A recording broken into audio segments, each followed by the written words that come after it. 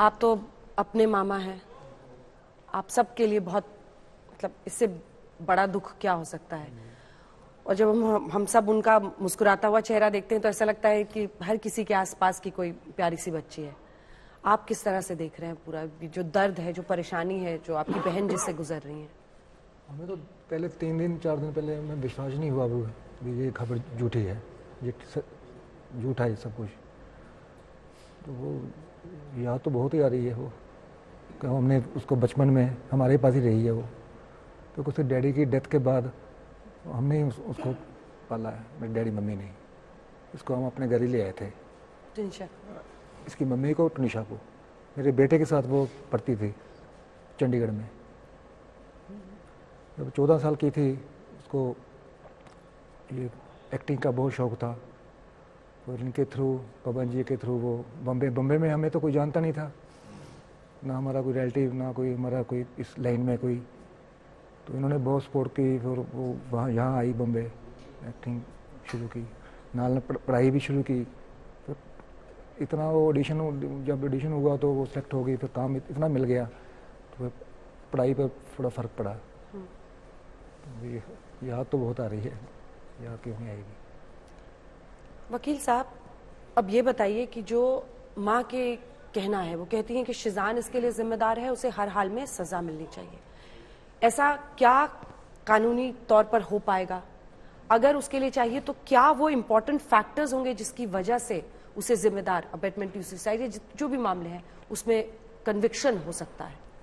Conviction, if we go by the conviction, I think so Maharashtra has the highest numbers of conviction in abatement to suicide. अच्छा। तो Maharashtra police have done really well, और हमारे case में भी police ने बहुत अच्छे कार्रवाई की है। मेरा ये मानना है, आप अगर डे 1 से देखें, डे 1 से इस पे जो पुलिस कार्रवाई कर रही है, उन्होंने डे बाय डे प्रोग्रेस दिखाई है इन्वेस्टिगेशन में। प्रोग्रेस ऐसे दिखाई है कि उन्होंने कुछ चैट्स जो थे इसके एक्स गर्लफ्रेंड के, जो इनकी मॉम के क्लेम थे, वो पुलिस ने भी साबित किया उनके रिमांड रिपोर्ट में। जो आरोप है कि शिजान ने जैसे ही जब टुनिशा ने आत्महत्या की, उसके बाद शिजान ने सारे चैट्स डिलीट कर दिए। yes, जो उसकी महिला फ्रेंड्स थी उनके साथ जो चैट्स उसने डिलीट किए थे, वो सब पुलिस ने रिट्रीव कर लिए। क्या उसके बाद कोई जानकारी आपको मिली उसके है? बाद जैसे जो ये मिस्ट्री गर्ल हम लोग बड़े दिन सुनते उसका हैं, नाम भी है हमारे पास, पर मैं नहीं डिस्क्लोज करना चाहूंगा because it is part of evidence.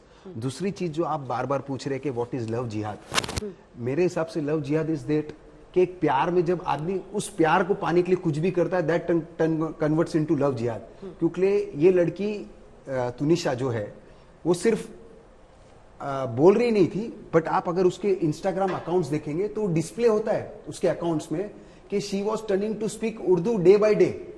उसने अपने इंस्टाग्राम अकाउंट पे जितनी भी फोटोग्राफ है सब अपनी शेजान की माँ और शेजान की बहन के साथ है, भले अपनी माँ के साथ नहीं है, पर आप अगर 90% पोस्ट सिर्फ उनकी फैमिली के हैं तुनिशा के अकाउंट में। और उसके साथ आप ये देखेंगे कि हर पोस्ट पे उसने वहां लिखा है अम्मी और अप्पी।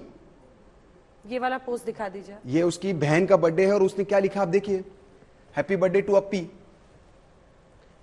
सेलिब्रेशन का खर्चा भी तुनिशा ने किया था। हाँ, ये सेलिब्रेशन का खर्चा भी तुनिशा ने किया। आपको फिर से करना पड़ेगा, आप अपने पास सामने पकड़ के रखिए, वो जूम इन कर लेंगे आपके कैमरे पे जो आप पोस्ट दिखाना चाह रहे हैं। इसका अकाउंट है, पर ये आप कैसे वकील साहब एस्टैब्लिश करेंगे कि एक सेकंड सवाल सुनिए, ये कैसे एस्टैब्लिश करेंगे कि धर्म परिवर्तन के लिए उन पर दबाव था?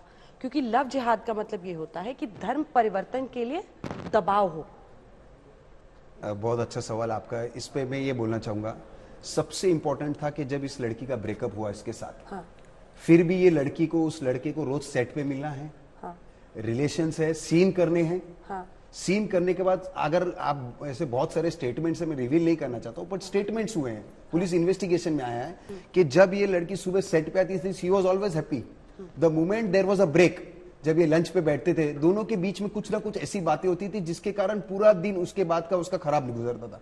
अब रहा सवाल धर्म परिवर्तन का, क्या उसको फोर्स किया जा रहा था, ये मुझे बोलने की जरूरत नहीं। ऐसे स्टेटमेंट्स है और ऐसे, जहां तक मुझे याद है, कुछ मीडियाज में इंटरव्यू भी चले कुछ उसके को एक्टर्स के, जिन्होंने उनको हाजी अली के दरगाह पे दोनों को देखा था, जब उसको सवाल किया गया था कि how come she is here, because she was never been there. और रहा सवाल कि आपने जो कहा कि धर्म परिवर्तन, जब उसको मालूम पड़ गया कि तुनिशा के साथ सेजान ने ब्रेकअप किया है, फिर भी तुनिशा उसके पास जाना चाहती थी, तो उसको ये दिखाना पड़ेगा कि मैं सब एक्सेप्ट कर रही हूं आपके लिए, जो भी आपकी चीजें हैं।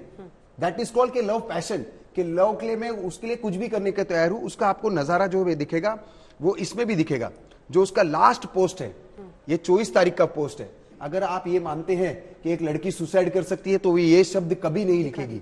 ये आप देखिएगे, उसके लास्ट पोस्ट है, 24 तारीख का पोस्ट है। एग्जैक्ट 1 से 1.5 घंटा पहले इंस्टाग्राम में वो लड़की क्या लिखना चाहती है? Those who are driven by their passion does not stop. इसका मतलब है कि she was believing into that she is going to go ahead, she was not going to come back in this way। उसका word का मतलब समझिए, those who are driven by the passion do not stop, and she was totally driven by the passion to be a good actor, she was।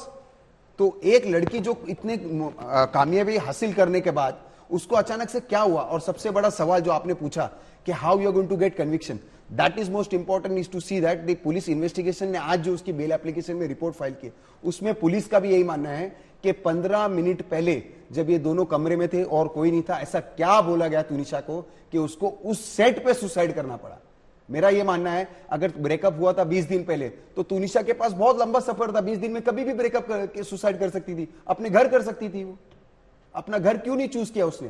क्योंकि 24 तारीख को कुछ ना कुछ ऐसा शेजान के द्वारा बोला गया था जिसने उसे इंस्टिगेट किया। आपको भी यही लगता है? मेरे को भी यही लगता है।